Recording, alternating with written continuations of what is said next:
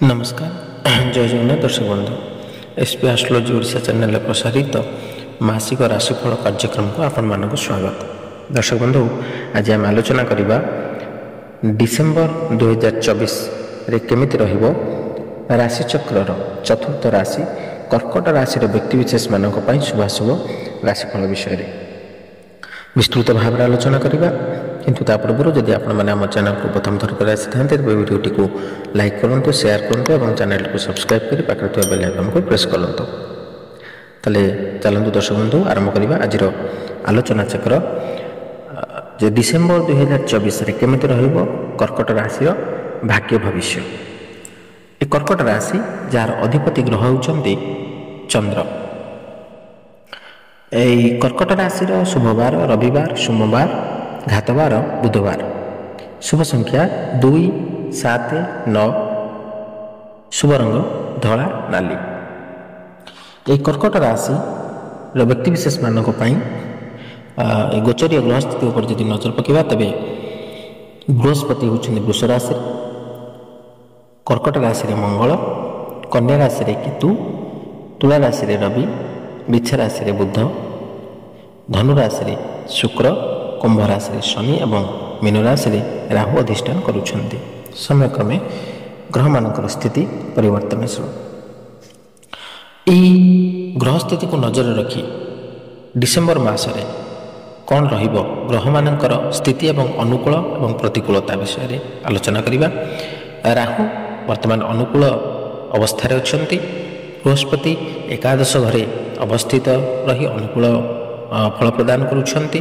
शनि नवम घरर अधिपति भाव में अष्टम घरे अधिष्ठान करुछन्ति एवं केतु चतुर्थ घरे अधिष्ठान करुछन्ति। यदि आम बृहस्पति और शनि को कथा आलोचना करवा जो दुईटी मुख्यतः ग्रह को नहीं आम आलोचना करती राशिफल विषय रे से ग्रह दुईटी आपण राशि बृहस्पति एकादश एवं शनि अष्टम। प्रथम जब आम बृहस्पति कथा आलोचना करवा तेज बृहस्पति होती धन धान्यर कारक विद्या बुद्धिर कारक जश कीर्तिर कारक एवं अनुकूलतार प्रतीक एवं आध्यात्मिकतावादी जो मैंने से बृहस्पति अनुकूल अटंती। तो बृहस्पति गोचरीय स्थिति अनुसार द्वितीय पंचम सप्तम नवम एवं एकादश स्थान में शुभ फल प्रदान करि। तेणु आपण राशि जेहेतु एकादश बृहस्पति तेणु निश्चित भाव में शुभ फल प्रदान करेंगे। किंतु शनि होउछन्ति सत्यर देवता न्यायर देवता। शनि गोचरीय स्थिति अनुसार तृतीय षष्ठ दशम एवं एकादश स्थान में शुभ फल प्रदान करिथान्ति। किंतु आपण राशि शनि अष्टमस्थ तेणु शनि निश्चित भाव में आपण किछिटा अशुभ फल प्रदान करिपारन्ति। तेणु दर्शक बंधु यही गोचरीय स्थिति को नजर रखी ग्रह मानकर आम यह फलादेश करें मंगल संपर्क एवं शक्ति दायी ग्रह चलित मासरे पंचम घर प्रभु एवं दशम घर प्रभु भाव में वक्र गति रे एवं यही कारण आपण निजर क्यारियर उत्थान पतन देखिए। पिलामानकर प्रगति में उत्थान पतन हेब जीवनशैली एवं परिवार रे परिवर्तन हेबार संभावना अच्छी। आपणक जीवन में अभिवृद्धि हाराहारी हेब। एही मासरे क्यारियर संबंधी ग्रह शनि आपणक अनुकूल होगाकू जाउछन्ति अन्य मानक ग्रह सहित मिसी। किंतु शनि निश्चित भाव में अष्टम स्थान रहुतबारु आपणको किछि मात्रा रे अशुभ फल प्रदान करि पारंती। जो कारण आपणक जीवन में कार्य चाप अधिक रहिबो एवं कार्य संतोष अभाव हेतु आपण चाकरी बदलाइबाकू चिंता करि पारंती। शुक्र चतुर्थ एवं एकादश घर प्रभु भाव में डिसेम्बर 2 2024 रु डिसेम्बर 28 2024 पर्यंत सप्तम घरे रहिबे। यापर शुक्र डिसेम्बर 29 2024 रु जनवरी 7 2025 पर्यंत अष्टम घरे रहिबे। यही कारण डिसेम्बर 2 2024 रु डिसेम्बर 28 2024 पर्यंत समय आपणक अत्यंत फलप्रद हेब नाही। जदि आपण व्यवसाय करुछन्ति तेबे अधिक लाभ पाइबार आपणको किछि समस्यार सामना करने को पड़ पारे। आहरी मध्य यही अवधि ମଧ୍ୟରେ ଆପଣଙ୍କର ସମ୍ପର୍କରୁ ସୁଖ ମଧ୍ୟ ଲୋପ ପାଇବ। ଯାହାପରେ 29 ଡିସେମ୍ବର 2024ରୁ 7 ଜାନୁଆରୀ 2025 ପର୍ଯ୍ୟନ୍ତ ଶୁକ୍ର ଅଷ୍ଟମ ଘରେ ଅବସ୍ଥିତ ରହିବେ। ଏହି ସମୟ ମଧ୍ୟରେ ଆପଣ ଉତ୍ତରାଧିକାର ଏବଂ ଅନ୍ୟାନ୍ୟ ଅପ୍ରତ୍ୟାଶିତ ଉପାୟ ମାଧ୍ୟମରେ ଲାଭ ପାଇପାରନ୍ତି। ଆପଣଙ୍କୁ କିଛି ପାରିବାରିକ ସମସ୍ୟାର ସାମ୍ନା କରିବାକୁ ପଡ଼ିପାରେ। କେତୁ ତୃତୀୟ ଘରେ ରହିବେ, ଯେଉଁ କାରଣରୁ ଏହି ମାସରେ ଆପଣଙ୍କ ଜୀବନରେ ନିଷ୍ଠା ଏବଂ ସାହସ ଦେଖାଯିବ। ଆପଣ ଜୀବନରେ ବହୁତ ପରିମାଣର ବିକାଶ ପାଇବେ। ଆପଣ ଆଧ୍ୟାତ୍ମିକ ଯାତ୍ରା କରିବାକୁ ଚିନ୍ତା କରିପାରନ୍ତି। ମୋଟ ଉପରେ ଏହି ମାସ ଆପଣଙ୍କୁ ହାରାହାରି ଫଳାଫଳ ଦେବ ଏବଂ ଅଧିକ ସଫଳତା ପାଇଁ ଆପଣଙ୍କୁ ସାମାନ୍ୟ ଧୈର୍ଯ୍ୟର ସହିତ ଅପେକ୍ଷା କରିବାକୁ ପଡ଼ିବ। ଦର୍ଶକ ବନ୍ଧୁ, ଏ ଏକାଦଶ ବୃହସ୍ପତି ଯାହାକି ଅତ୍ୟଧିକ ମାତ୍ରାରେ ଶୁଭଫଳ ପ୍ରଦାନ କରିଥାନ୍ତି। ଯଦି ଆପଣ ବ୍ୟବସାୟ ବାଣିଜ୍ୟ କରୁଛନ୍ତି ତାହେଲେ ସେଥିରେ ମଧ୍ୟ ଆପଣଙ୍କର ଲାଭ ଆପଣ ପାଇବେ। ଆକସ୍ମିକ ଭାବରେ ଲାଭ ପ୍ରାପ୍ତି ହେବ, ଧନ ପ୍ରାପ୍ତି ହେବ। ଏବଂ ଯଦି ଆପଣ ସେୟାର ମାର୍କେଟରେ ଅର୍ଥ ବିନିଯୋଗ କରୁଛନ୍ତି ତେବେ ସେ କ୍ଷେତ୍ରରେ ମଧ୍ୟ ଆପଣଙ୍କୁ ବୃହସ୍ପତି ନିଶ୍ଚିତ ଭାବରେ ଶୁଭଫଳ ପ୍ରଦାନ କରିବ। ଏବଂ ଯେଉଁମାନେ ଆଧ୍ୟାତ୍ମିକତା କ୍ଷେତ୍ରରେ ଅଛନ୍ତି ସେମାନେ ଏହି ସମୟରେ ଆଧ୍ୟାତ୍ମିକ କ୍ଷେତ୍ରରେ ମନୋନିବେଶ ଟିକେ ଅଧିକ ମାତ୍ରାରେ କରିବେ। ବିଦ୍ୟାର୍ଥୀମାନେ ଏହି ସମୟରେ ଖୁବ୍ ସୁନ୍ଦର ଫଳ ପ୍ରାପ୍ତ କରିବେ। ଯାହା କିଛି ପଢ଼ିବେ ବା ଯାହା କିଛି ଅଧ୍ୟୟନ କରିବାକୁ ଚାହିଁବେ ତାହା ନିର୍ଦ୍ୱନ୍ଦ୍ୱ ଭାବରେ ସେମାନେ କରିପାରିବେ ଏବଂ ପରିଶ୍ରମ ଅନୁସାରେ ଫଳ ନିଶ୍ଚିତ ପାଇବେ।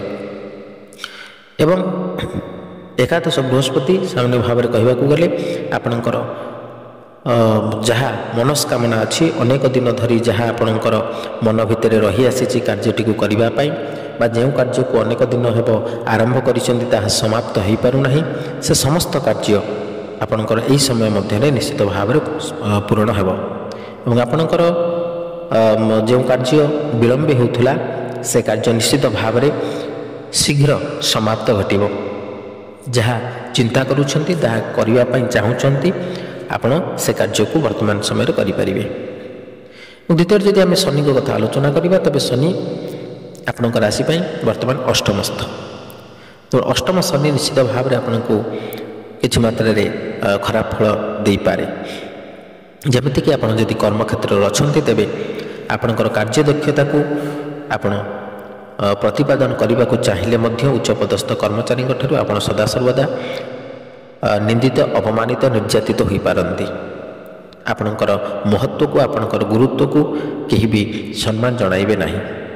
ଆପଣ ଭଲ କଥା କହୁଥିଲେ ମଧ୍ୟ ଲୋକମାନେ ସେଟାକୁ ଖରାପ ବୋଲି ଚିନ୍ତା କରି ଆପଣଙ୍କୁ ଅପମାନିତ କରିପାରନ୍ତି। ଆପଣଙ୍କର କର୍ମକ୍ଷେତ୍ରରେ ନିଶ୍ଚିତ ଭାବରେ ଅବନତି ହୋଇପାରେ। ଏବଂ ଯେଉଁମାନେ ନୂତନ ଭାବରେ କର୍ମ ପ୍ରାପ୍ତ ନିମନ୍ତେ ପ୍ରୟାସ କରୁଛନ୍ତି, ଚେଷ୍ଟା କରୁଛନ୍ତି, ସେମାନଙ୍କ ପାଇଁ ମଧ୍ୟ ବର୍ତ୍ତମାନ ସମୟରେ ଶନି ଅଶୁଭ ଫଳ ପ୍ରଦାୟକ ହେଉଥିବାରୁ କାର୍ଯ୍ୟ ବିଳମ୍ବ ହେବ।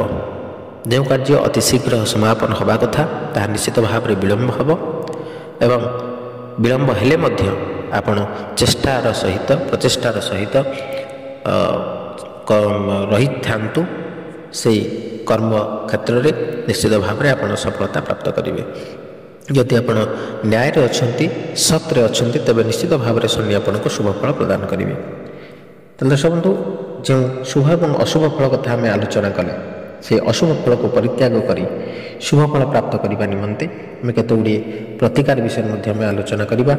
ସେ ପ୍ରତିକାର ଗୁଡ଼ିକ ହେଉଛି ଆପଣ ପ୍ରତିଦିନ ହନୁମାନ ଚାଳିଶା ପାଠ କରନ୍ତୁ ସ୍ନାନ କରିବା ପରେ, ଏବଂ ସୋମବାର ଦିନ ଶିବ ଦର୍ଶନ କରନ୍ତୁ। ଆପଣଙ୍କର ନାଁ ଏବଂ ଗୋତ୍ରରେ କ୍ଷୀର ବା ପାଣି ଲାଗି କରନ୍ତୁ ବା ଗଙ୍ଗାଜଳ ମଧ୍ୟ ଲାଗି କରିପାରିବେ। ଏବଂ ପ୍ରତିଦିନ 21 ଥର ଓମ୍ ଚନ୍ଦ୍ରାୟ ନମଃ ଏ ମନ୍ତ୍ରକୁ ମଧ୍ୟ ଆପଣ ଜପ କରିପାରିବେ, କିମ୍ବା ଓମ୍ ଶଂ ଶନିଶ୍ଚରାୟ ନମଃ ଏ ମନ୍ତ୍ରକୁ ମଧ୍ୟ ଆପଣ ଜପ କରିପାରିବେ। କିମ୍ବା ଶନିବାର ଦିନ ଆପଣ ମା ଦକ୍ଷିଣକାଳୀଙ୍କୁ ଦର୍ଶନ କରନ୍ତୁ, ଦକ୍ଷିଣକାଳୀଙ୍କୁ ସାମାନ୍ୟ ମାର୍ଜନା କରନ୍ତୁ ବା ପୂଜା ଅର୍ଚ୍ଚନା କରନ୍ତୁ ଏବଂ ତାଙ୍କର ସ୍ତୋତ୍ର ନିତ୍ୟ ପାଠ କରନ୍ତୁ। ଏହା କରିବା ଦ୍ୱାରା ନିଶ୍ଚିତ ଭାବରେ ଆପଣଙ୍କର ଅଶୁଭ ଫଳକୁ ପରିତ୍ୟାଗ କରି ଶୁଭ ଫଳ ପ୍ରାପ୍ତ କରିପାରିବେ। ତାହେଲେ ଦର୍ଶକ ବନ୍ଧୁ ଆଶା କରେ ଭିଡ଼ିଓଟି ଭଲ ଲାଗିଥିବ। ଯଦି ଭଲ ଲାଗିଛି ତେବେ ଭିଡ଼ିଓଟିକୁ ଲାଇକ୍ କରନ୍ତୁ, ସେୟାର କରନ୍ତୁ ଏବଂ ଆପଣଙ୍କର ସୁଚିନ୍ତିତ ମତାମତ ଦେବାକୁ ଜମା ଭୁଲନ୍ତୁନି। ଆଜି ପାଇଁ ବିଦାୟ ଦିଅନ୍ତୁ। ରହିଲି, ନମସ୍କାର, ଜୟ ଜଗନ୍ନାଥ।